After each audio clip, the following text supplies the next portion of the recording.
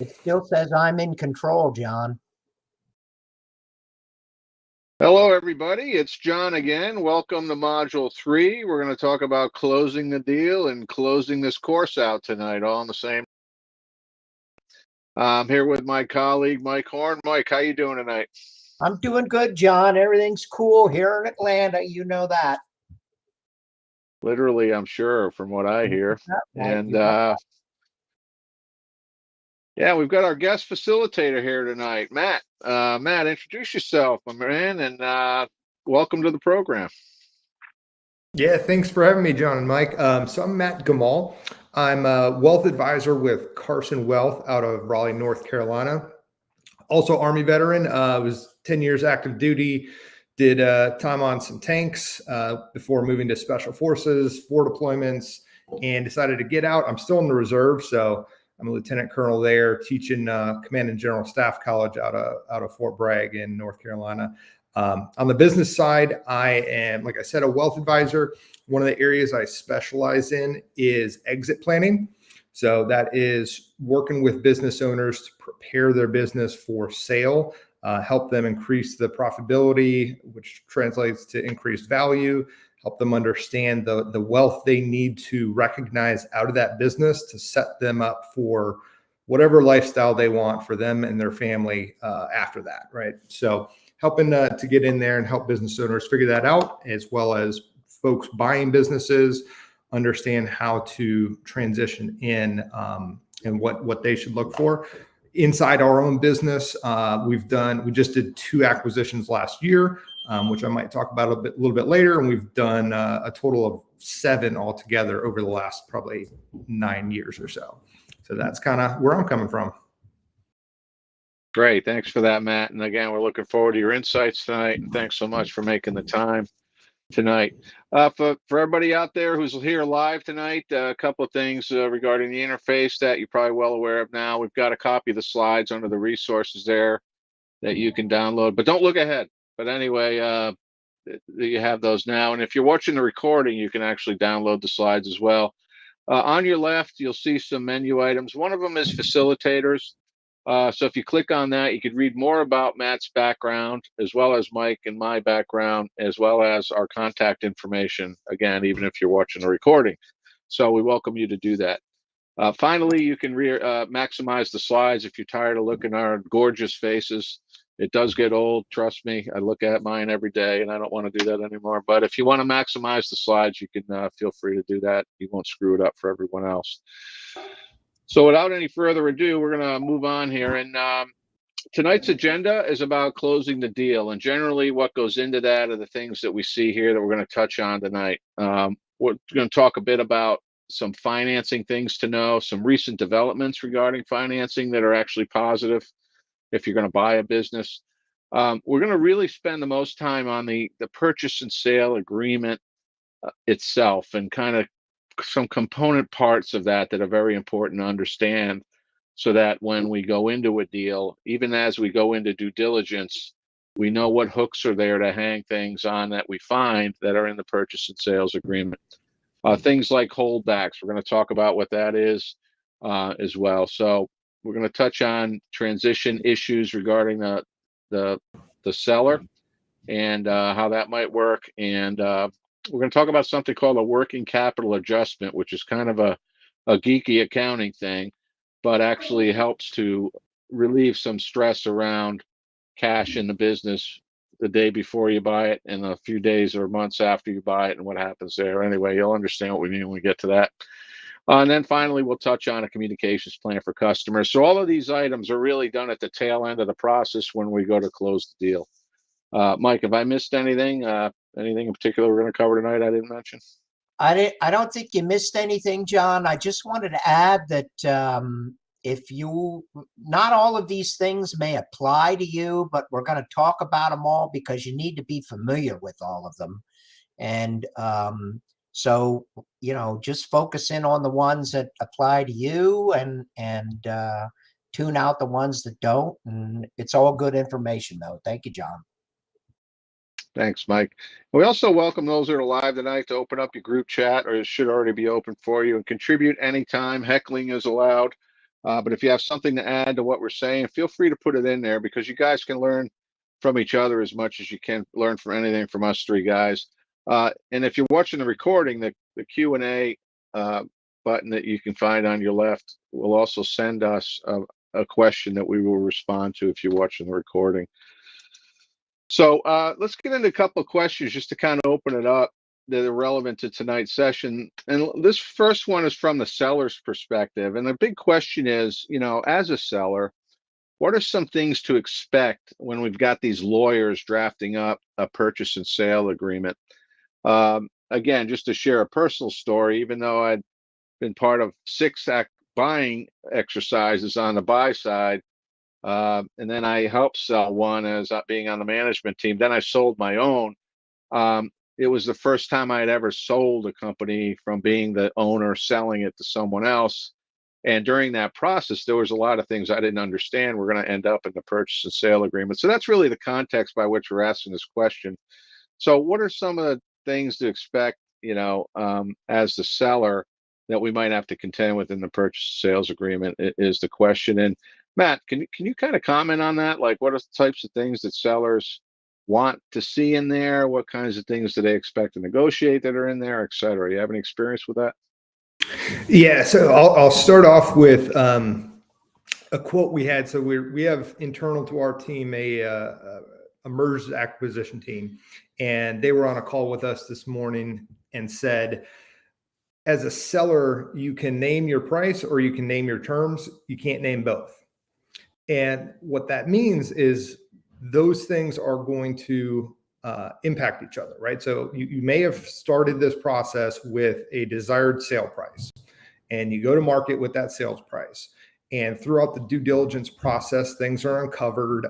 There are certain risks in the business that the buyer is going to want to mitigate against. And so they're going to come back in a purchase and sales agreement and say, here's the different terms. Like, I'll give you that price, but here's how I'm going to change the structure of the deal.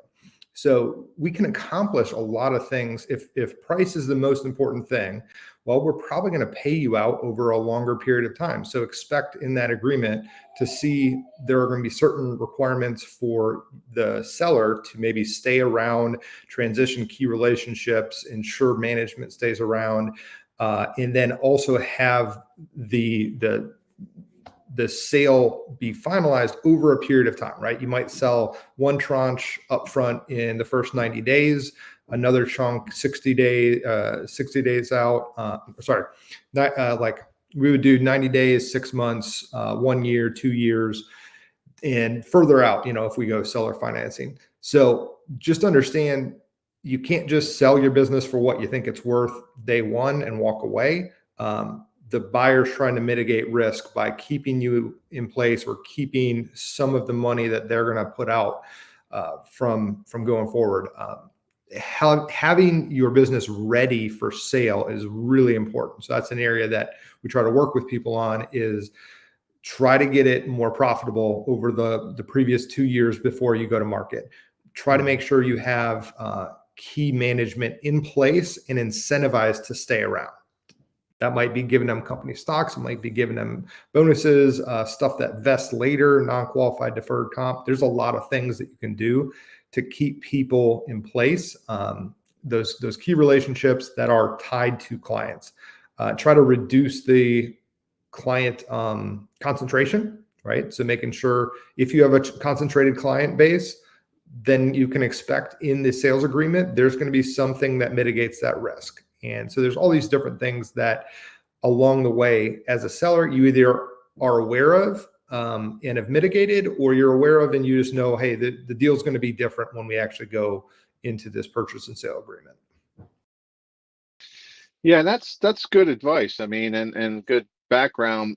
I think, to put it in a nutshell, would you agree that a seller needs to be flexible as we go through the process, right? Particularly through due diligence. Not that they're going to lose anything or get stuff taken away from what they're expecting, but that there are certain things that are going to come up in due diligence to get resolved in the purchase and sale agreement. Would you agree with that? Is that a good synopsis? Yeah, it's hard to sell, right? So number one, it's a business you've built, you put your blood, sweat, and tears into it. So going to sale is not easy. It's hard to shop around also, right? So that makes it like you're a little bit of a captive audience as you're going through this. You don't want to go through it 10 times over, but you also need to be willing to walk away from a bad deal. You should know going in what your sticking points are, whether that's price or terms or whatever. Just have ahead of time, know this is what I need to accomplish with the sale. And be flexible on the other things. There's a whole bunch of things in a business sale that don't really matter if you're flexible on. It's totally fine. Your life isn't going to change that much. So be flexible on those. The ones that you can't negotiate on, you got to be willing to walk away or hold your ground. Yeah, it's good stuff. Mike, anything to add to that? It's just excellent advice. Thank you, John.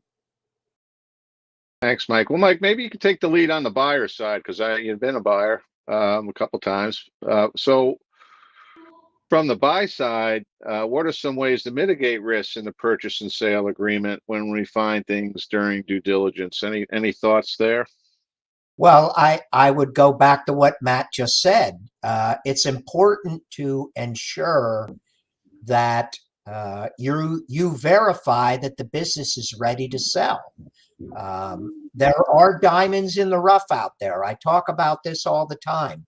You could go into a business and the financials are a shit show, but they have a lot of solid customers. They have recurring revenue. The recurring revenue will stay with you, but everything could be a mess in there. And so the thing that I encourage folks to look at is how are you going to transform the business in the out months and the out years? And that's what we need to look at buyers, but we need to understand exactly what it is that we're paying for when we take on this business. And we need to be able to verify customer lists and vendors and all of these various pieces and parts that come into play here. Matt, what do you got to add? Yeah, so going down that road, Mike, is the idea of add backs. So in business accounting, small business owners love running personal stuff through the business, right? There's a blend of personal and business expenses and that vehicle and this thing and that trip. So and how much they pay themselves. So there's a whole bunch of things that are totally fine for tax purposes in normal years. As you lead up to a business sale, you want to get your books very clean so that you're not trying to sit there and negotiate with a buyer over, what your actual expenses are and what your actual profit is, because you have a bunch of stuff that, we're going to take that out, that won't still be there after you buy the business. That's a mess. And that can lead to just a difficult situation. So as the seller, knowing that you should be prepared for that. As a buyer, you might not get that, right? You might go into like Mike was saying, the diamond in the rough. It might be messy, but it's on you to make sense of the business finances. Engage a professional, grab a CPA, grab somebody else with valuation expertise. Because you might uncover that, hey, if this business owner wasn't here taking, $800,000 out of this business, it'd be humming along and we could be reinvesting in growth. And we could, this business owner is not tapping into this target market that they could grow. So there's opportunities for the buyer. On the mitigating risk side, it is, like we don't want concentration risk in clients, in certain contracts, key people that might leave. Non-competes are going to be important. We don't want, people walking out the door and we paid for these clients and we paid for this revenue, and now it's just left with either the business owner or a manager. All those things we have to mitigate with the terms of the agreement. Yeah, all good stuff, guys. Thanks for that. So, as we go through this program, you've seen this slide before. We talked about in module 1, the letter of intent, and some things that are important during that part of the process. Then last week we did a deep dive into due diligence, in module 2 and all the things we do during due diligence. And it is rare, folks, especially with small businesses, that stuff is not found in due diligence. It's either intentional or unintentional, and just issues that need to be addressed to keep the deal together pop up during due diligence. And it's normal, and there's no time to freak out when that happens. And those things that we find out in due diligence that we didn't know when we signed the letter of intent need to be factored into step 3, which is the purchase and sale agreement. This is why the purchase and sale agreement is usually heavily lawyered. You got lawyers on both sides, and there's also standard components of a purchase and sale agreement, which is much more robust than the letter of intent. We're going to cover those things next and what's in the purchase and sale agreement. And then we don't have a module for this, but then when assuming the deal gets done, you've got a transitionary period. So tonight we're just diving down into the purchase and sale agreement phase of this process. And what happens is that the cast of characters starts to change. So in module 2, we talked about all the people that come out of the woodwork during due diligence and the people we need. What survives into this phase is really the buyer and the seller, clearly, but now we have different people that become more important as we go down the final stretch. Clearly, we've got the buyer's lawyer and banks and investors on the buyer's side, right? So the buyer needs to figure out how they're going to finance this thing, and oftentimes that's a concurrent activity during due diligence, because let's assume you're going to do an SBA loan, for example, or a combination of an SBA loan and a commercial loan to come up with the total amount you need. The bank is going to be asking for a million things that you can only uncover during due diligence. So that's typically going on concurrent. You're not going to get bank approval at the LOI stage and then no other questions. Quite the contrary. It's going to be the clown car of bankers that keep appearing during due diligence, that keep asking for stuff. And of course, we're going to want a lawyer on our side. Then on the seller side, you've got the seller's lawyer who's looking out for the best interest of the sellers. And the lawyers typically work directly, as they always do on deals like this. But they're going to be involved more heavily on the construct of the purchase and sale agreement. And then you're likely, in many times, going to have a business broker in place. And what you hear a lot from business brokers is the following: hurry up, hurry up, hurry up. But what goes on here is this continuous cycle of negotiation and information sharing. And this can get pretty intense at this point, right? And all of the negotiating and agreements that are made during this process at the end of due diligence need to be codified in the purchase and sale agreement in fine detail, so that when the deal is closed, everything's properly covered and documented in the purchase and sale agreement. Mike, anything to add to that? The only thing I'd add is I just want to reinforce what you said, John, and what Matt said. You've got to be negotiable in here. Everything is negotiable. You've got to be willing to negotiate in order to get the deal done.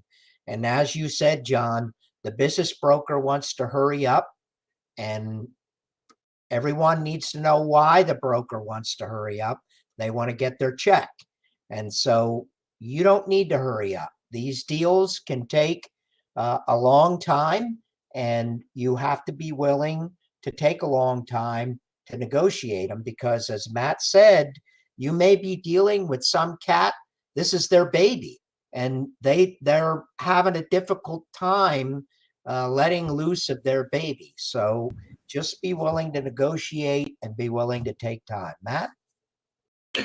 Yeah, I think that last point you made, Mike, is really important. So there's a whole bunch of professionals in the center of that diagram there who are all just doing their job. They know the technical side of a business sale, and they're going to iron out all the kinks.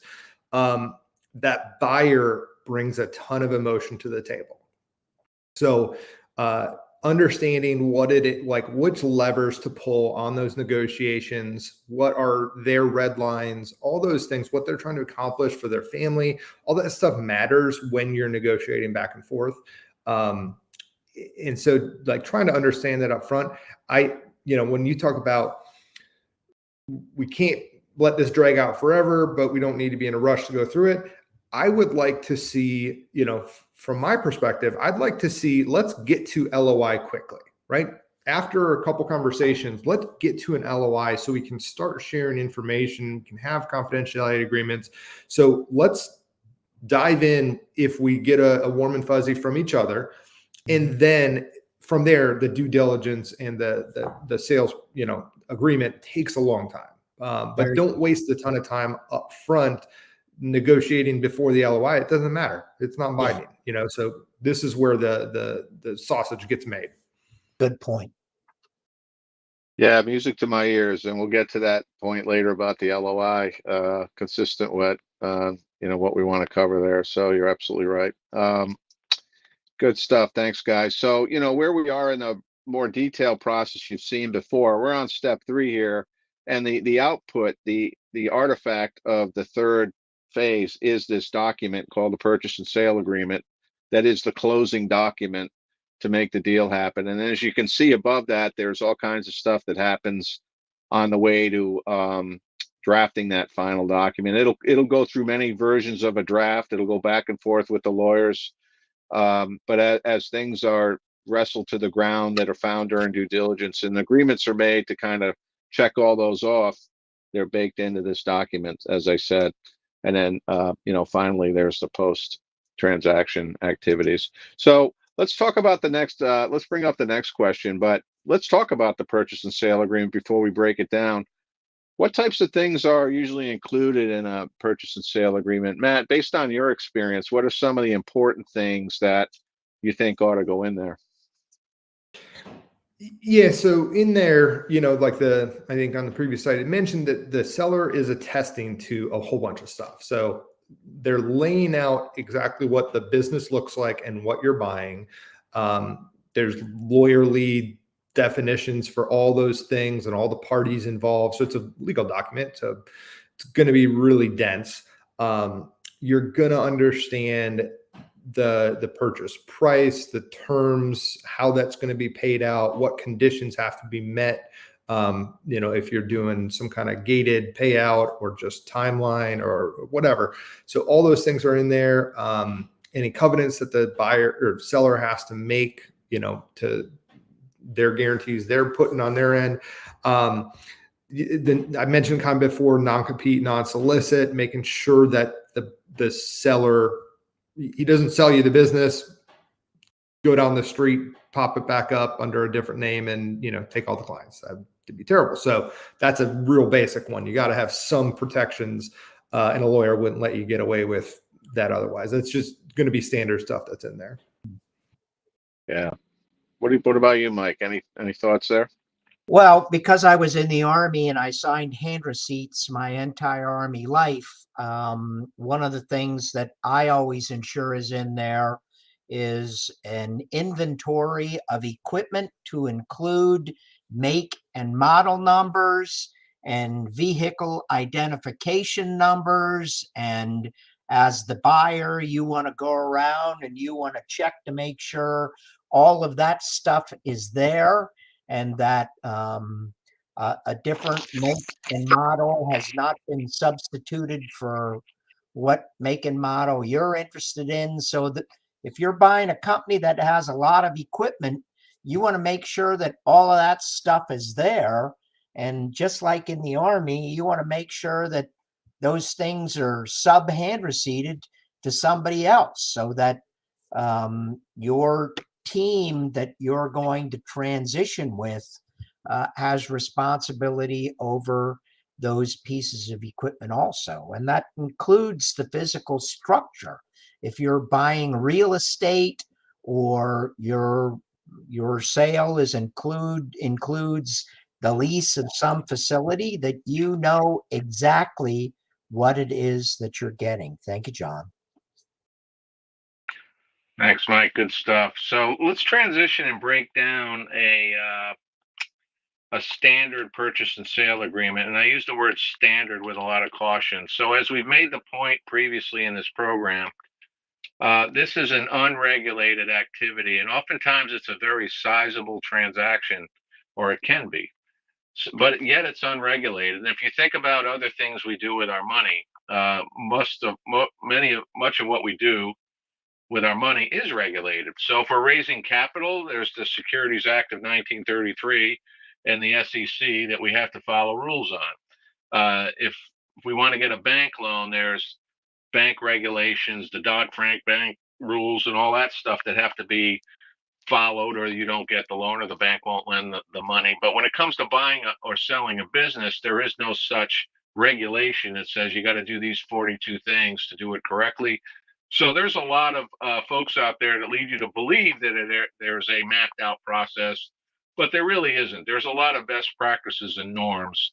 And what we want to offer you tonight is kind of a view into that from a main categories of the types of things you can expect to see in a purchase and sale agreement. So this particular slide lists those things, and we'll go through each one of them. So the first one is the easy one, recitals. It just says, hey, I'm Joseph Blow is the seller, and wants to sell a business. Mary Jane is the buyer, and she wants to buy the business. It's just like no-brainer stuff about what we're trying to get done here, and states the goals and intentions of both parties, basically. The definitions are very important. So what we want to do is define all key terms, because people throw around business terms all day, but they might mean different things to different people. There are standard accepted definitions. For example, accounts receivable and accounts payable. There's kind of little debate about what those things are defined as, but things like, for example, a customer list probably needs to be defined as a definition very tightly, so that when the deal is done, a claim can't be made to say, well, that particular source of revenue was not defined as part of the customer list, so therefore you can't have it. So that's why these definitions are important. So it's just an exhaustive list of standard definitions. And a lot of these are standardized, but there might be some unique ones that need to be included in the document based on the uniqueness of the business. The next one is really about purchase and sale agreement itself, which includes the final price and any price structure changes or need to be defined here. Is it an asset sale or a stock sale? You know, what type of transaction is it? Is there an earnout component that Matt alluded to earlier? That might come out of due diligence. If there is one, what exactly does that look like per the agreement between the buyer and the seller? What adjustments are going to be made at closing, or adjustments, more importantly, post-closing, and why, and under what conditions? The closing date itself needs to be recorded and be specific. Those types of things are included in the purchase and sale. Yeah, John, section. I want to jump in on that topic. So the type of transaction matters a lot. So this gets into my realm of how we manage taxes and what the buyer actually keeps, or sorry, the seller actually keeps. So that asset sale is going to hit them like mostly income instead of capital gains, whereas a stock sale hits them as capital gains. So we can do different things on how we structure a deal that you might get less money, but more after-tax money, depending on which version we sell it as. We might ask for more money if it's going to be an asset sale, and we're going to get hit with a bunch of income tax. The buyer is more interested in doing an asset purchase because they get to limit the liabilities that come along with it. Stock purchase, you're just buying XYZ Corporation, right? And all the potential liabilities that come along from the last 20 years of it doing business are now yours. That might not be attractive as a buyer. So again, there's pros and cons to both sides, both an asset sale and a stock sale. And the buyer and seller are a little bit at odds here on which one they would prefer. So this is a major point in negotiation, and the buyer needs to understand what they're getting into there. Yeah, great point. Great point. Mike, anything to add there? No, that was very good. Thank you, John. Yeah, I think you covered it very well, Matt.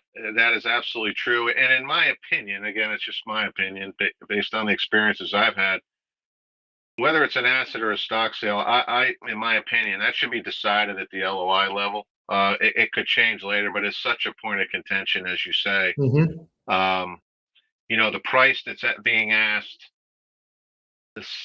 the buyer ought to clarify whether or not it's important for them to do an asset sale, and if that price still sticks if it's an asset purchase versus a stock Yep, purchase. So that is a big one, Matt, and I'm glad you brought that up. And my only addition to what you said was that that's so important. You might want to cover that up front because that could be a I showstopper. agree.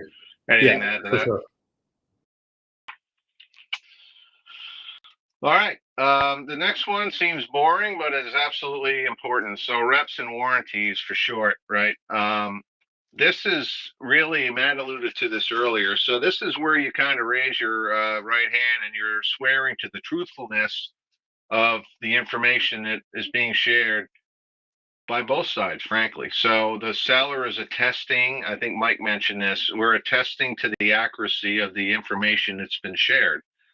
And that's going in writing in the legally binding document called the purchase and sale agreement.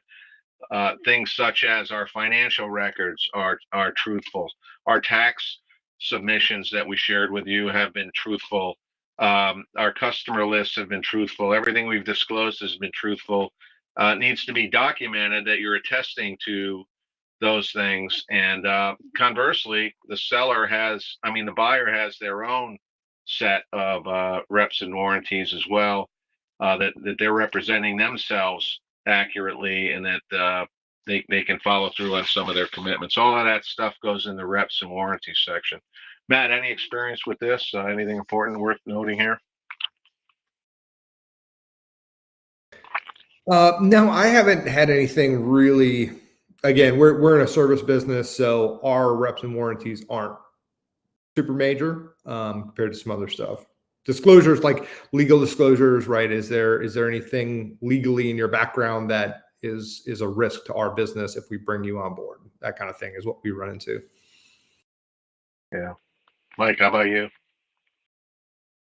Well, as we talked about last week, John, you've got some crazy cats as sellers that you may be dealing with, and you may have people that have present you with phony tax forms, present you with phony financials. And so during due diligence, it's important that you find all of this stuff out.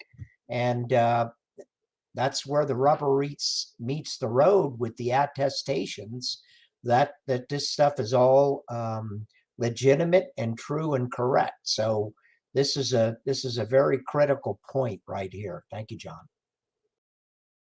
Thanks, Mike. And the other items bullet there in the lower right, it, certain businesses have really unique things that become very important. For example, if you're a software company, which my first one was, and you have a proprietary software product, there's a lot of things that go into software. And some of the times it's very hard. um, you might be able to not disclose that this very important piece of tack on software that's buried deep within the code. But if you pulled it out of there, your software wouldn't work. But that's owned by a third party. That if they decide to cancel their agreement with you, your software won't work anymore. Like that's the type of stuff you have to attest to and disclose, even if it doesn't come out in due diligence. So these are the types, and lawyers have a really good way of writing up a general statement that covers a scenario like that, and that's what we're attesting to in this. So as a buyer, you should gain some comfort that these reps and warranties kind of help cover some remaining unknowns, as well as those things you're worried about. You can have your lawyer write in some assurances or attestations that the buyer is going to have to agree to. And conversely, if you're the seller and you're worried about some things about the buyer, particularly if there's an earnout or a holdback involved, you can find some comfort that you can write in some things that protect you or let you sleep better at night if you're worried about those things. This is the section that covers all that. Anything to add, guys, from that comment? Yeah, as you were talking, the thing that pops into my mind is, so what this section is doing of reps and warranties, it's making it so that you have legal recourse and you'll probably win. It's still going to be a pain in the butt to pursue it, though, right? So the things that are red flags and risks that you're trying to prevent against, this is mitigating the risk because you'll probably win that court case. You're still going to have to spend a bunch of money to go take them to court to enforce the contract, because they can delay and try not to pay and all these things. So just know that, like, this is helping you win. You're still going to have to do the legwork and get your hands dirty if it comes down to like that kind of battle. Yeah, another way of looking at that same issue is if in the hopefully low risk chance that you end up fighting legally over something, the first thing you're going to look at is the purchase and sale agreement. So knowing that both sides want to make sure that they're covering their rear end with what's in that purchase and sale agreement when it comes to reps and warranties. To your point, Matt. Good point. Mike, anything to add there? No, that's all good. Thanks, John. The next section is covenants, and these are like requirements that are part of the deal. Things like resignations, like you, the owner, if you're the CEO, you need to resign, and that's like a requirement. Like if you're the buyer, you want to make sure that's in there. Confidentiality, non-competes. Matt alluded to this earlier, right? You don't want to close the deal, and then the next day you see a new sign going up in the building across the street from the new owner, from the old owner, competing with you. So, this is where all of this stuff kind of gets covered. This is standard stuff. Non-solicitation means that the seller can't start hiring your employees on the first day after the transaction. Stuff like that. More obvious things that are part of any deal typically are covered and documented in this section. Also, any consents that you might need from any government entities, depending on what kind of business you're in, particularly if you're in a business that has government contracts. Oftentimes, the government won't accept a new owner to finish a contract for a variety of reasons. This occurred when I was part of a company that I helped sell. We had a Homeland Security funded federal contract we were in the middle of, and a company from India bought the company, and the United States government would let an offshore business finish that contract. So that's an example of a consent that's required a lot of times and defined in the covenants to make the deal happen. Matt, anything to add here? Yeah, I'll share a little bit. So one of the businesses we bought last year, the owner, lead advisor, passed away in November. No succession plan. His son, who was not in the business, inherited it. From the time he inherited it in November until we bought it in February, they lost clients, and two of the team members left, and during those months took people with them. We came in, and there were a couple more clients that left after we had already closed the deal. What we were able to use was the company's privacy policy, right, which says you cannot take client data with you, right? You cannot take it with you. So if you go somewhere else, not only do we have a non-compete, but we also have a privacy policy, which turns into ethics violations within our industry, and all. It's a whole different story. But so what that gets to is there are certainly issues that sellers should protect against, for their own sake. They should protect their own, just for doing business. You want to protect from your own people walking out on you, and then also know that your business value, if you're a seller, your value could be reduced if some of your key employees walk out and take contracts with them. You don't want that, right? So having those things in place, it's what the buyer wants to see, and it's also good for the seller to have that protection.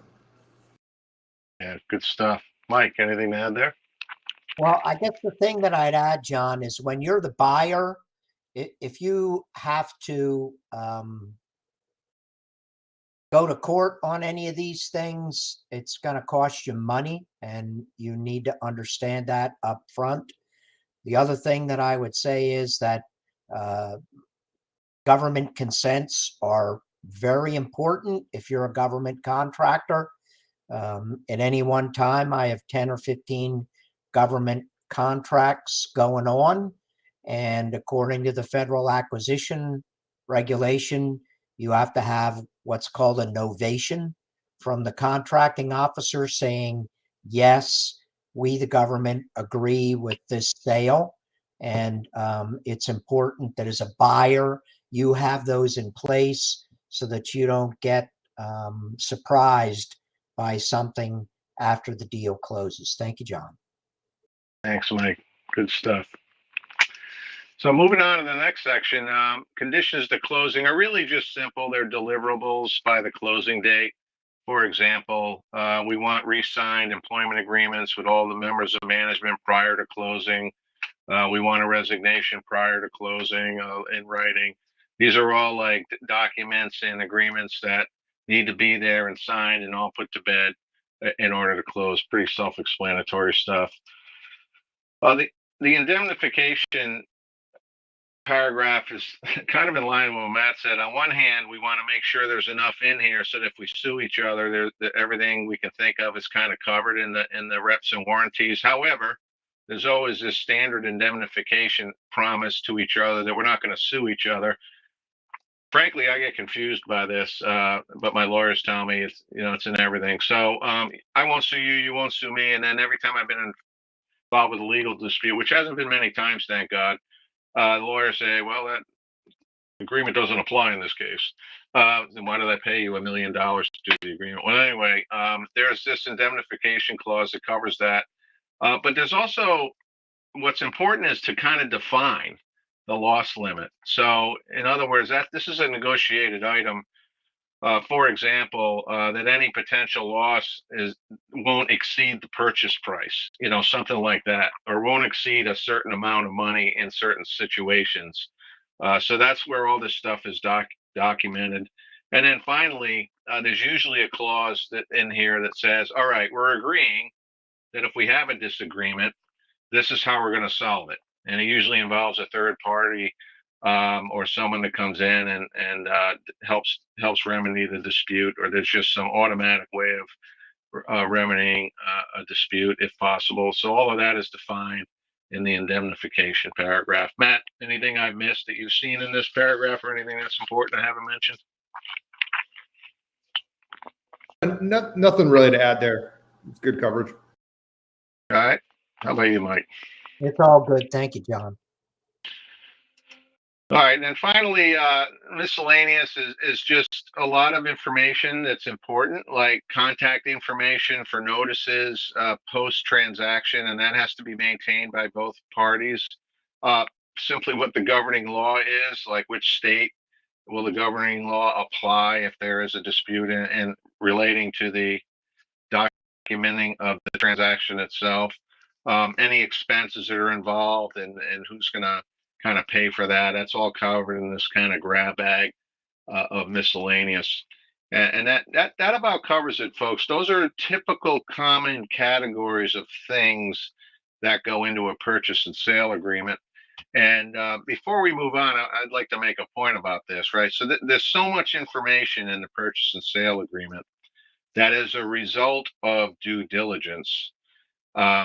Going back to the LOI issue, I think a lot of people without a lot of experience get all wrapped up at the LOI stage. And really, you're clueless at that point as a buyer, especially of what you're buying. And you have to go through due diligence to discover all those things you need to document and put some fences around, which end up in the purchase and sale agreement. So as you can see, the purchase and sale agreement is binding. LOIs are typically non-binding, and it needs to include much more information that you're ever going to have in an LOI when you first start the process. Mike, any comments on that? No, that's all good, John. Thank you. All right. So shifting gears here, let's go to another common question, especially for sellers. So for sellers, in what way, and Matt, this is probably right up your alley given what you do for a living, when you're dealing with a seller, How do you answer this question if one of your clients asks you, how can I ensure that my asking price ends up being my selling price? And I think you alluded to the fact that these might be different in the real world. What are your thoughts on this? What kind of advice do you give? Yeah, and so the first thing I'd ask is, where on earth did you get that asking price? Right? So valuation matters. Is it my buddy down the street sold his business for 2 million, so I think mine's worth 2.5 because it's better? All right, that's a mark on the wall. But a real valuation, there's several different types of professionals, CPAs, valuation experts that can come in and help. That should be done before you even engage a business broker, before you do anything. Get a third party evaluation so you understand what range you're talking about. See if there's anything you can do. So, like what I do for exit planning is, how do we, now that we have a mark on the wall valuation, let's try to increase it for the next 2 years before we finally go actually engage a business broker or investment banker to sell it. So once you're finally at the point, you understand what your valuation should be. You go to market asking that price. You know all the ins and outs of your business. You understand what a buyer is going to be looking for through due diligence. And so you understand, like, there's either you either got the prettiest baby, or maybe you got a little bit of ugly baby. And you understand that's going to sway things one way or the other. So knowing what is realistic is how you get your asking price to be the selling price. Once you go through the process, then it gets into terms, right? So if your asking price is the most important thing, you want to get, let's say, $2.5 million out of the business, then you've got to be flexible on the terms. Maybe there's seller financing involved. Maybe there's you work in the business longer to ensure transition. Maybe the payout is longer. It can be any of those things, but that's how you end up getting what you want, is being flexible on terms if you're not flexible on price. That's great advice. Great advice. Speaking of ugly babies, Mike, do you have anything to add to that? Yeah, I mean, I'll just go back to what Matt said here. You have to understand how this valuation voodoo math works, because there are as many different ways to determine valuation that you can possibly think of. Matt mentioned how business owners frequently overvalue their company, and they want to do that because it's their baby. But you've got to look at these valuations, and you've got to understand what they are. And again, it goes back to being willing to negotiate. Am I ready to walk away from a deal, or am I ready to embrace the deal and perhaps end up getting less money than I originally thought? The key is having to me, the key is having realistic expectations. Thank you, John. Yeah, and I think go ahead, Matt. Yeah, part of what we do in an assessment process is answer questions across the whole business. So we're looking at finances, we're looking at your management team, your processes, your client base, all those things to determine where you fit kind of on a spectrum of best in class should demand the highest multiple relative to your peers, to worst in class, to average, right? And so wherever you fall on that spectrum, we want to work with you to get you higher, right? Move further along till you're a little bit better and you get a little bit higher multiple. Other thing to remember is different buyers will pay different amounts for different reasons, right? Selling to a strategic acquisition, so a company that looks at you and says, boy, this is going to be, if I buy this company, it's going to be 1 + 1 = 3. I am willing to pay up for what they're going to add to my company. That is going to be, probably the highest price version you can get. Not every company has a strategic buyer. Then you get into companies who are trying to do a roll-up of a bunch of firms in your industry, and they're, it's PE firm and they're leveraged to the hilt and they want to get you for as cheap as possible. might not get a good offer there. Then you get into somebody who wants to just acquire the business and run it.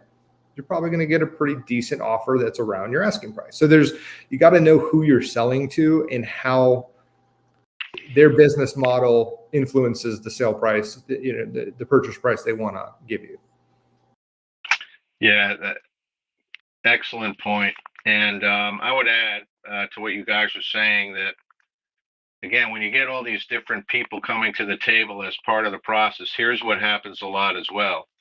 The buyer might be a strategic buyer. You hope they're a strategic buyer, because there's another kind of buyer called a financial buyer. And a financial buyer kind of looks at your balance sheet and looks at you and says, you're insolvent, you're not worth anything. And that's actually true with a lot of SaaS-based software companies that don't have any assets whatsoever. And they might have a lot of liabilities. They're actually underwater technically, but strategically they might be worth a lot of money. So there's that debate that occurs too. And I think as a seller, we need to be ready for that when the buyer's team looks at the balance sheet and says, where'd you ever come up with that valuation? So that's another thought there. I don't know if you guys have anything to add to that comment. No, keep going. In terms of the buyers, I think we covered a bit of this, but there's a couple of things I think that hasn't been mentioned. But what are some ways to mitigate risk found during due diligence, yet get the deal done? And I think, and I don't want to lead the jury with you, Matt, but I think you alluded to something here, regarding the seller's ability to keep that selling price where he or she wants it by being flexible on terms. But turn that around a bit. What about buyers? Probably the first thing a buyer wants to do when they trip up on something in due diligence is drop the price. But what's some of the logic that can go into the buyer's brain when those things happen? Any thoughts there? Yeah. So on the buy side, I'm looking at, it's not necessarily what did I end up paying for this. It's what's the cash flow on this thing and what's it doing?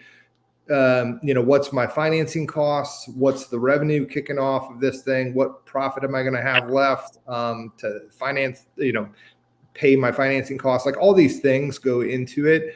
And so if I can extend the terms of it, that's great, right? Like, if you want to get the same price, but I'm stretching my payment out over 5 years instead of 2, no problem, right? Like we can make that happen. It's the trying to squeeze things into that first 1 or 2 years of payments. That's a lot of money out the door at that high of a price. So if you want to stick to the timeline, I want to come down on price. If you're willing to go a little bit longer on the payout, hey, that's cool. Let's stay with the price you want. And then also it's all about getting what you pay for, right? So the terms and conditions of the purchase agreement are to make sure I get what I pay for. I'm trying to buy revenue. I'm trying to buy this recurring revenue stream. And if there's annual growth rates, I'm trying to buy that too, right? So it is whatever the business looks like today, I want it to look the same when I'm running it or when I fold it into my own business. And so setting terms in there that mitigate if that doesn't happen, right? If you lose contracts, if you lose clients, the purchase price doesn't stay the same because those people didn't move over and stay long enough, right? So you only pay for what you get is kind of the end of it. And, after whatever period that is, whether it's 1 year, 2 years, you don't pay on a client that you no longer have. So that's essentially just reduced sale price, right? You reduce the total sale price over time because that client's no longer there. So you just kind of mitigate it through either we're going to stretch this thing out, we're going to mitigate against client loss, growth rates aren't what we thought they were, so you're not hitting this target we set out there for the payout. Good stuff. Mike, any experience you want to share there? Well, I've always said that when you're buying a company, you're paying for what it's worth right now. But what you need to look at is what is the value of that company once you get your hands on it and you can transition it. In my own specific case, the seller, they only wanted to manufacture one thing. But when I bought the company, I moved into a lot of different stuff. And so you have to be willing to look at what you can do with the company and how you can transition the company to make it more valuable to you than the value of the company right now. Because you're only paying for the company right now, but its value is a future value for you. Thank you, John. Thanks, Mike. Good stuff.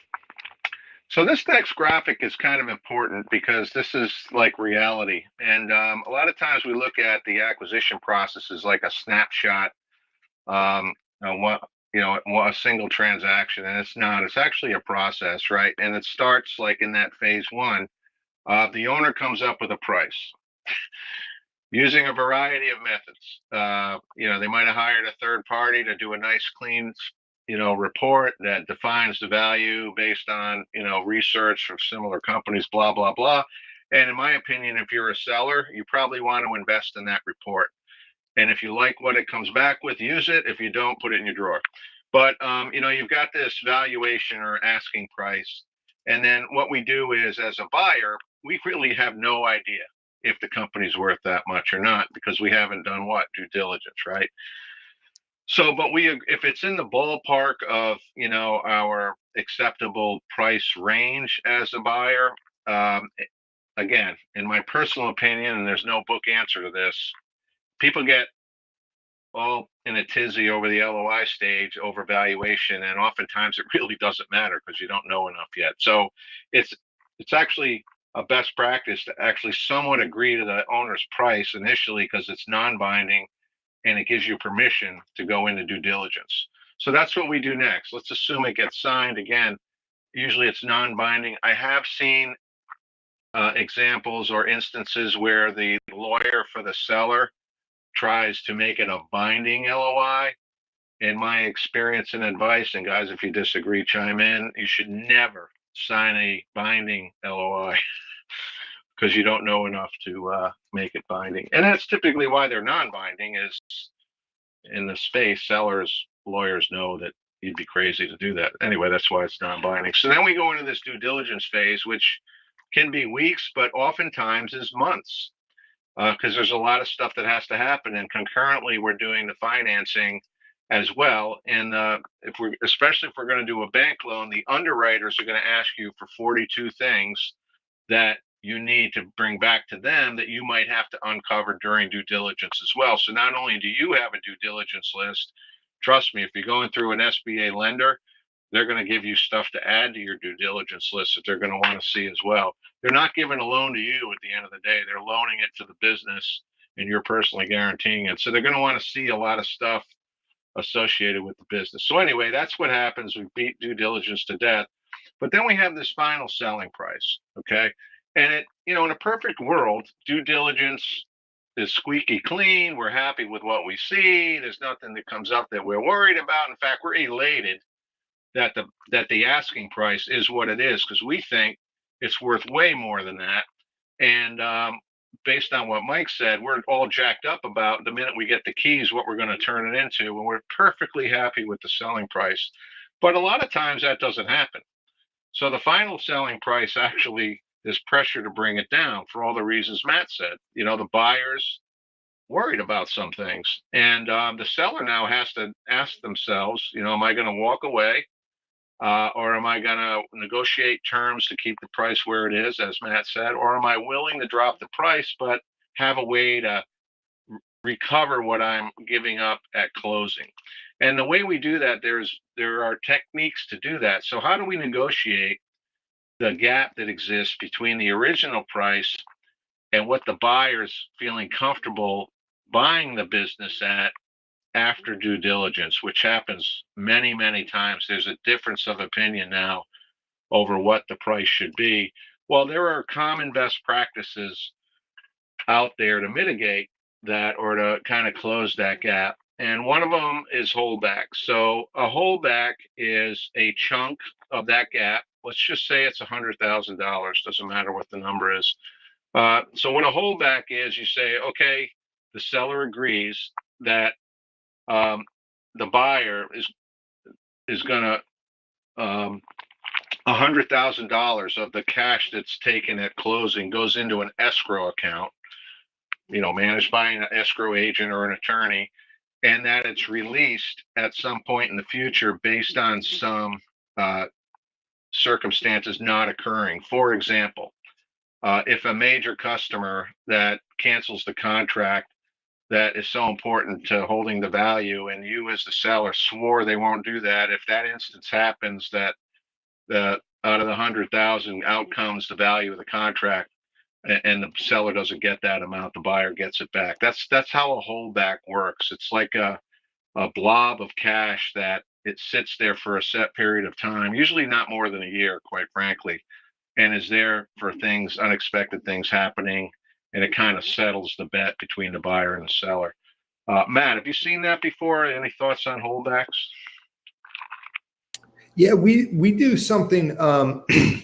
So it might be the opposite of a holdback, which is a participating growth, right? So say that we're going to buy out over 1 or 2 years, and the buyer wants to participate in growth, so we don't get it all, right? Like long term, that's still our growth that we're buying. But say they grow 15-20% in that year or 2 years, we can give them incentives to participate on it.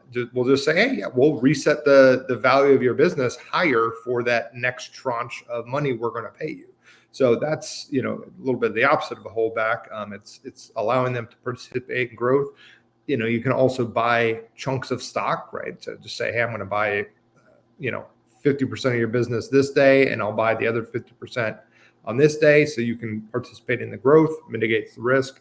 But yeah, holdbacks to mitigate against the downside risk, I think, are a great option to make sure we don't give you something that has not been earned per the contract. Yeah, good stuff. And I would say that ties into seller financing a bit too, doesn't it? Like, so part of the whole terms thing is you're going to agree to some price, even if it's higher, but you're going to earn that price over time based on growth rates or something. Was that a fair assessment of what you said? Yeah, I mean, so seller financing to me is more the idea of, here's the set price. I'm buying it at this date and time at this valuation, and I'm paying you an interest rate to hold the note for the X number of years. Right. So that's the typical version of seller financing. Another version would just be, hey, I'm just actually going to pay you out based on a new valuation in the future that's ideally higher for you, so the price goes up. Yeah, and I would say on a related note, like a lot of companies are on a high growth path when they're sold. And the seller therefore says, we're worth a lot of money because of the growth rate. I've seen a lot of buyers, define a minimum growth rate over the near term that has to be sustained, or the seller doesn't get all they're asking for right over time. So there's ways of doing that are pretty common actually, and help balance risk on both sides. Mike, anything to add there? Well, I guess the only thing I'd add, John, is that we're all talking about negotiation here, and it's very important that us as a buyer are willing to negotiate everything associated with the seller. Thank you, John. Thanks, Mike. And then finally, a lot of times buyers find stuff during due diligence and say, you know what, there's no way I'm paying the asking price, but I still want to buy it. And I really do think it's worth less than the asking price, but I'm willing to give a fair price, take it or leave it. And a lot of times, unless the seller lives in a state that recently legalized marijuana, when they came up with the asking price, that's when reality sets in. And honestly, with the advisors around the seller, they might say, look, the next buyer is going to find the same exact stuff. We think your metrics on evaluation are a little flawed. You might want to rethink it or take it off the market, kind of thing. So it's quite common that the price moves, and either the deal structure changes or the price itself drops, and that can only happen after due diligence. That's the point. And there's a mechanism and the other point with the slide is there are common mechanisms to make the deal survive and balance risk on both sides with some of these tactics. Anything to add, guys, before we move on? All right. Well, here's a controversial quote many of you might have heard from Mr. Rumsfeld. There's really three levels of information. There's known knowns. Those are facts. No one's going to dispute. There are known unknowns. There are things that we know we don't know, but we need to know. We're going to find out what that stuff is, but we don't know what it is now. And then there's the third category, which is the real one that means the most, which is the unknown unknowns, right? We don't know what we don't know that we should know, and we have no idea what that is yet. So, based on this famous quote, the quote applies when it comes to M&A and acquisitions. So, let's look at the price issue again, right? So the known knowns are the things that are defined in the flashy confidential info memorandum slides you get when the seller goes to sell the business and has a broker involved. This big polished thing that they send to potential buyers. It looks great, right? Everything's great in the business and it's worth a gazillion dollars. Those are the known knowns, right? And very infrequently are there any misleading things in there, and it's all the good stuff about the business. The buyer goes out, they have their own version of that. They go out and get this pre approval from a bank.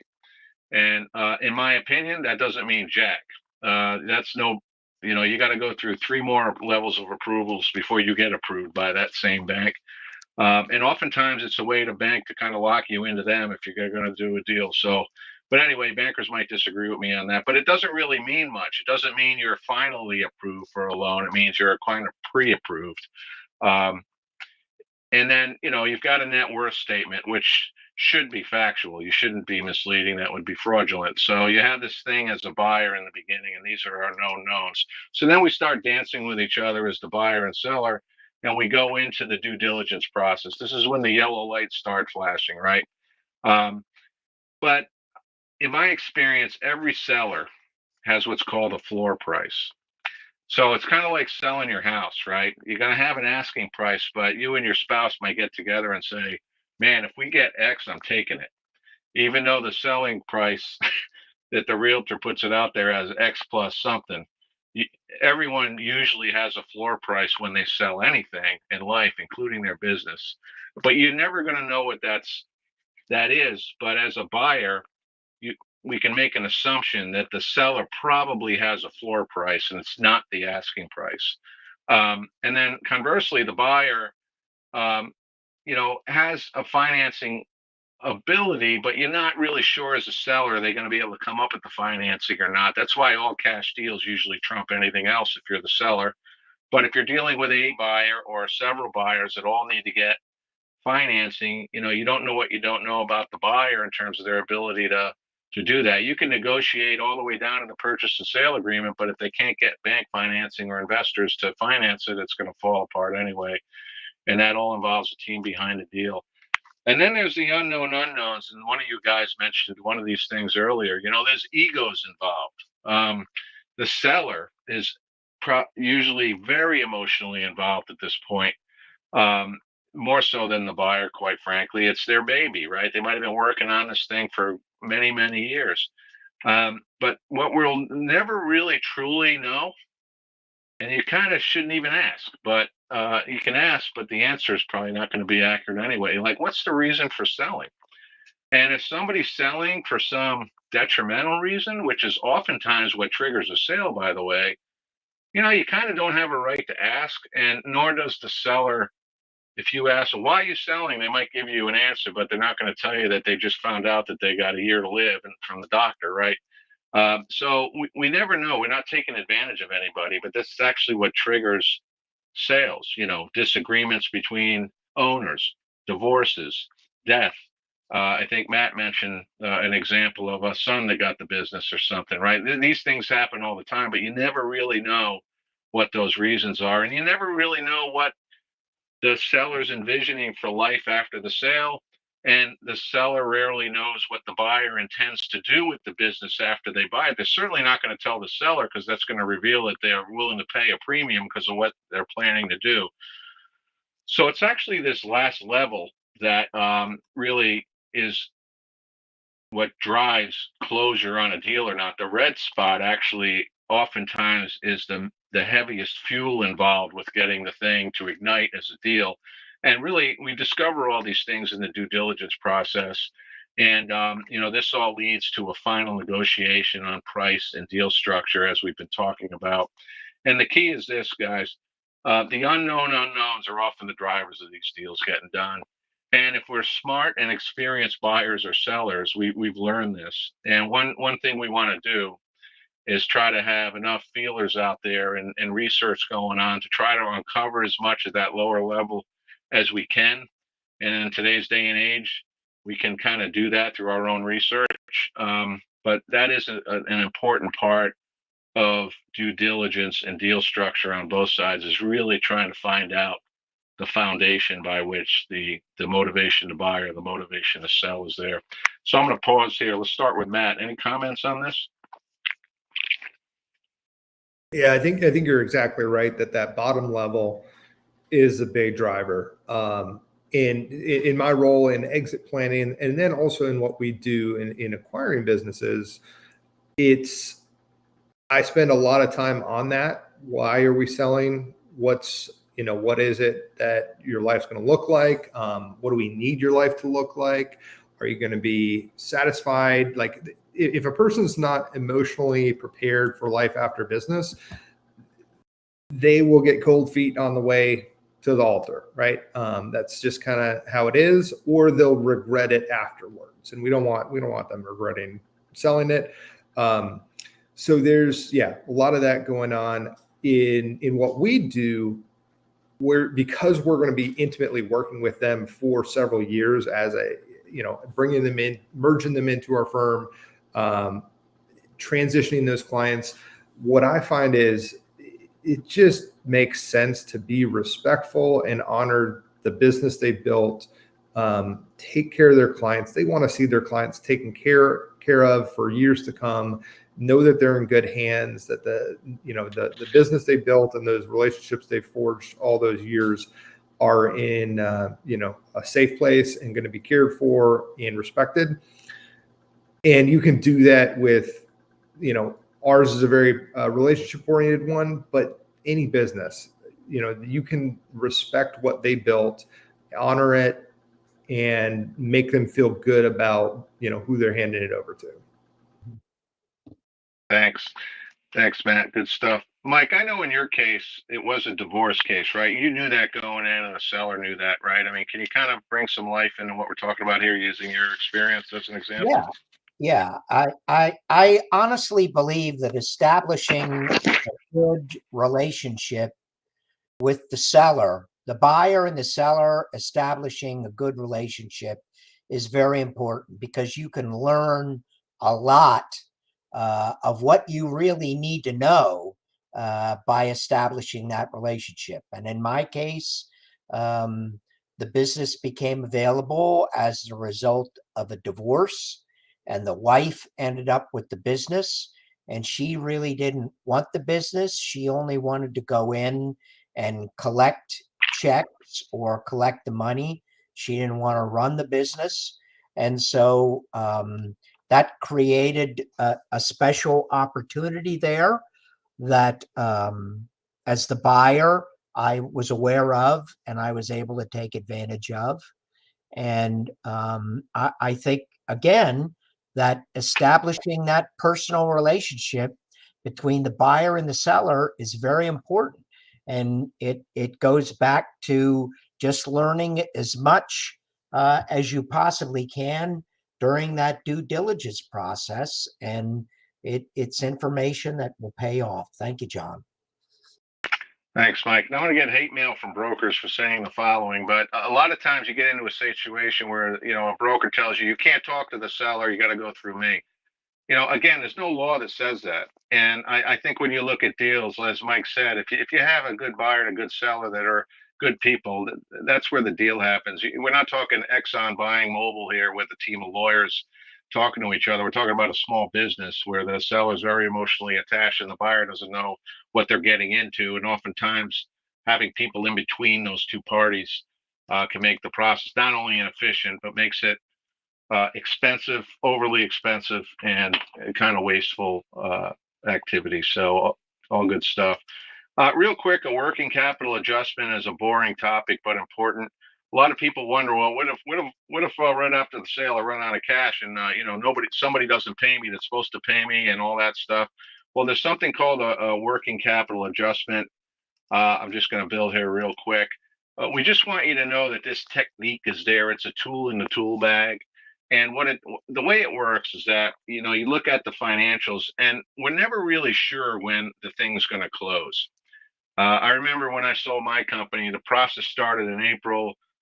In the LOI, it said we'll close by August 31st. I closed on like October 15th. And I was pulling my hair out at that point, and that's why I used to have an afro. But now look at me. But um, stuff happens. So the balance sheet kind of changes every day, right? So as you're figuring out the intricacies of the balance sheet and the finances, money, accounts payable going out, accounts receivable coming in, you never really know on closing day what that's going to look like. So there's a process called the working capital adjustment where you make an assumption about the balance sheet. You base all the closing cash transactions on that. And then there's usually a period of time, usually a quarter later, 3 months later, when the books have closed on that month's balance sheet, where the actual balance sheet is determined. And if one party usually owes the other party some money, and that activity is called a working capital adjustment. Just want to bring it up because a lot of people get wrapped around the axle over that. And there's a technique to do that. Mike or Matt, anything to add there? Okay. Owner's role and support. That, we recommend that be tightly defined, and oftentimes a real good technique to do that is just a written consulting agreement that specifies, and again, this is the seller has as much input into this as the buyer. The seller wants to be crystal clear on how much effort they're going to put into it the minute they hand over the keys. And the buyer, on the other hand, wants to know what kind of true binding commitment the seller's going to, or contribution the seller is going to make to help with the transition. And oftentimes in a small business, that transition is absolutely critical to go well. So we want to make sure that that's another thing that's negotiated, and usually a separate document at closing. That's one of the closing requirements or the covenants that has to be there at closing. So Matt, have you seen any techniques or any best practices around this in your world? Yeah, so in our world, we're at a minimum keeping them on staff as salary for 2 years doing what they're already doing. And then what I would like to do with people is make sure we know we're not buying their business and showing them the door. So it all depends on the type of business. Relationship focused ones, we want probably a salary, like you are an employee for X amount of time. There's an employment agreement. And then after that, we can cut down. In other businesses, you could hand over a business and transition in a month maybe, and then get into the consulting agreement of, hey, we don't need to show you the door. Like, we want you around. We want you still involved, sitting on, our advisory board or whatever. It helps with some of those emotional issues of feeling like I'm abandoned, walking away. So keeping them involved, paying them some amount can really help sweeten the deal for that seller who doesn't exactly have their retirement plan figured out. Now, if they're one of these people who wants to, hand you the keys and cruise around the world for the next 3 years, that this won't work. It's not necessary either. For most other people, they'll appreciate being involved to some extent, a little bit of income from it, a little bit of usefulness. It'll go a long way. Good stuff. Mike, anything to add to that? Well, I guess the only thing I'd add is that we're pretty much taking a vanilla approach here and there's so many different kinds of businesses and different kinds of sales and different kinds of buying, and we're trying to reduce them to their lowest terms. And so it's like Matt said, there are some sellers that just want to hand you the keys and they want to go off and go fishing, but a year later they may have changed their mind and they want to come back. And so as a buyer, we need to anticipate these kinds of things And that's where agreements like this come into play. Thank you, John. Thanks, Mike. And the last point on this slide in the lower right, tool to get down with multiple owners. This is a common tactic by experienced buyers. Like I said, in a scenario where you have multiple owners, you might have three partners per se, and two of them are passive but own, say, a third each, for example. But another one that owns a third is actually the one running the business and always has been. Oftentimes, you can get a deal done because they might have different floor prices. Like there might be a conflict between the three of them. And as a buyer, you can say, I'll tell you what, Joe or Mary, the one that's the third that is actually doing things, I'm going to give you a 3-year consulting contract at $100,000 a year. But my purchase price is X, and X is much lower than the asking price. That means that one of the three partners is going to uniquely get another 300,000 through the employment agreement. That's not illegal and is done quite routinely to get a deal done at a lower price and getting the main players to agree. So that's another way a consulting contract is sometimes used as a tool to get a deal done. Real quick, we talked about SBA lending a little bit last week. You've seen this slide before. Just to refresh your memory, the SBA doesn't actually lend money. You have to get a bank to approve you as a lender, then the bank gets the SBA's backing. That's how SBA lending works. But one of the things we wanted to bring up is there's been recent improvements to SBA lending rules, particularly the 7A rule. You can raise up to $5 million under an SBA 7A rule. But when it comes specifically to acquisitions, one of the changes that were made was a bank is willing to cover up to 90% of the loan for a bank that gives you a loan for an acquisition. And they're also allowing up to 5% that's left to be a seller note, where the seller actually technically gets paid at closing, but the bank can finance that portion, that 5%. It's kind of convoluted. But what that ultimately means for us as a buyer is if we can pull it off, we can actually buy a company and only have to come up with 5% of the purchase price, which is pretty miraculous. And this is an example of a $3 million purchase. You might have to only come up with 150 grand to buy a $3 million company. And that's a really, really good thing. And we'd recommend that you know about this change, and B, you can click those links there at the bottom and learn more, and just know that that's out there. One last thing about banking. I mentioned the pre-approval a few minutes ago. This is really how the process works. You got to go through various levels of bank approvals, as you see at the top row here. The pre-approval, usually one of the things the bank says, well, I need to see the LOI. Well, you got to get the LOI first. Or some banks even say, I need the purchase and sale agreement, or we're not going to do anything. Because remember, it costs the bank money to actually underwrite your loan. They're going to put a gazillion people to work looking at all different things. So they're going to invest in trying to approve your loan. So they don't want to do that unless it's a real deal. That's why they ask for these things. But, it's not like getting a car loan where it's a couple hours in the office of the finance person. We're talking a team here on the bank side going to work, looking at everything you're going to be looking at in due diligence as well before they approve the loan. And then you've got the person we deal with is typically the loan officer. But the sad news is there's usually this wall between the loan officer and everybody else working on the deal. So we just want to share that with you as a reality when it comes to SBA lending. Guys, anything to add to that sequence? The only thing I'll add is number one, there are lenders for specific industries that know your business, the business you're looking to buy really well. That makes this whole process go easier. So you might go to them instead of Wells Fargo, which is just the big generic bank, right? So that's one aspect of this. The other one is get multiple options, right? Don't get married to, don't fall in love with your bank. So go down this path, get a pre-approval from one bank, and then go shop that loan to 2 or 3 other ones. It's a bit of a pain in the butt, but you want to get the best deal possible when we're talking about a lot of money going into a loan. That's right. Good stuff. It's a very, very good point. Very good point, Matt. And one of the things that I always recommend that you do is find out who the lenders are in your area, who are the big lenders, and those links will tell you who the lenders are.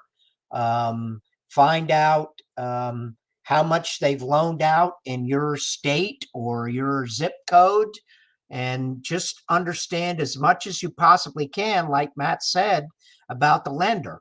If you're dealing with a franchise, some franchises have lenders that they want to deal with exclusively.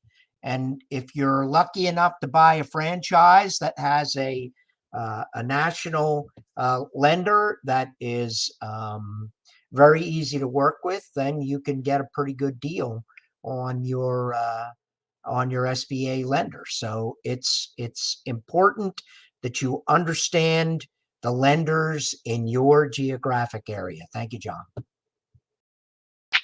Thanks, Mike. We got a question coming in from Kyle. How do you avoid impacts to credit scoring when shopping around for a loan? Great question, because that's a rookie mistake we make. We go to 5 banks, apply for 5 loans, thinking that's a good thing.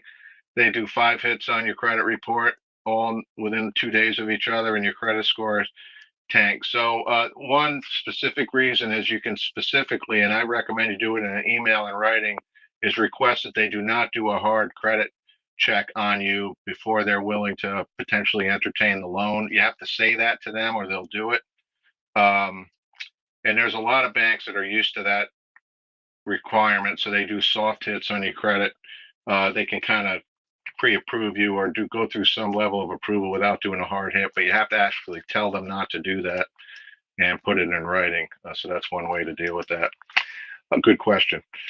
So in closing, because we like to finish on time, as you can tell by now through going through these 3 modules, the acquisition process is a journey. In the military, we have this concept of let the situation develop. That's what we have to do when we start the process. There are knowns and unknowns, and there are methods we covered over the last few weeks on how to mitigate the inevitable risks that come up as we journey down that path from LOI to purchase and sale agreement, and not to get all nervous about it and in a tizzy when things happen. It's just normal, and that there's tools in the tool bag for mitigating risk. There's been millions of transactions, small business transactions. So there are ways of the techniques to deal with it. And again, there's no established process there, but there are norms and best practices, many of which we've shared with you during this program. And the real fun part is to think outside the box. There are really innovative ways to think about getting a deal done. Deal structure is kind of a fun thing to play around with between a buyer and a seller and come into some agreement based on what's important to both sides and how to structure a deal. But we can always think outside the box there. And as you can probably deduce by now, acquiring a company is not 2 individuals doing the whole thing. It's a team sport. There's many people involved on both sides. And it's important we know that. And our position as either the seller or the buyer is we're the leader. We're the leader of this team, and we're the decision making. We're not dictators. We rely on them. But let's never forget that it's our team and we're the team captain. And that's not what it's all about. And then finally, the quality of that team is going to drive the quality outcomes. Knowing that you need a team going in implies that you should have a pretty good idea of who you're going to tap on the shoulder to be on that team as you go down the path of acquiring a company or selling your company. And there's plenty of people out there that are good at what they do, like Matt, that'll help with that. So guys, Matt, anything to add to this? No, this has been a fantastic call. I appreciate it, John and Mike. There's the team aspect of it is so important. Planning ahead, either as the buyer or the seller, will help make it a smoother process, right? We don't want to go dive into tossing out LOIs and doing due diligence and then realizing there's a whole bunch of stuff as a buyer you weren't prepared for and you actually can't execute this transaction. So having all your ducks in a row is important. Having a team of professionals around you to give you that advice ahead of time. It's what we're in business to do. But I love it. I love small business owners. I think they are extremely interesting and hardworking and risk-taking, and it's just such a fun environment to be in. So encourage anybody to get into it. Yeah, it is fun. I think it's fun. Mike, anything to add before we close out? No, it's all good, John. Thank you. Thanks. Well, ladies and gentlemen, if you're here live or watching one of these recordings, if you haven't done so already, we do have an app. Download the app. You go to passtheguideon.org and find that app, or find it in the Play Store, the Apple Store, or the Android Play Store, and you can find it. The app is what we're doing to scale the infrastructure for both buyers and sellers to get into this stuff and build kind of a community of both buyers and sellers to create a more frictionless environment so we can find each other and get some deals done, particularly on the buy side for veterans. But if you're on the sell side, you don't have to be a veteran. If you want to do something nice for a veteran by letting them buy your company, that's what Pass the Guidon's all about. We also have regional conferences planned, as well as a growing number of sponsors that have something to do with this process that we're working with. And we appreciate your attendance, and thank you very much. Mike or Matt, any final closing comments? We're going to shut it down. We're right on time. Thank you, John. All right. Thank you, everybody. Hope you got something out of this, and we'll see you around. Good luck.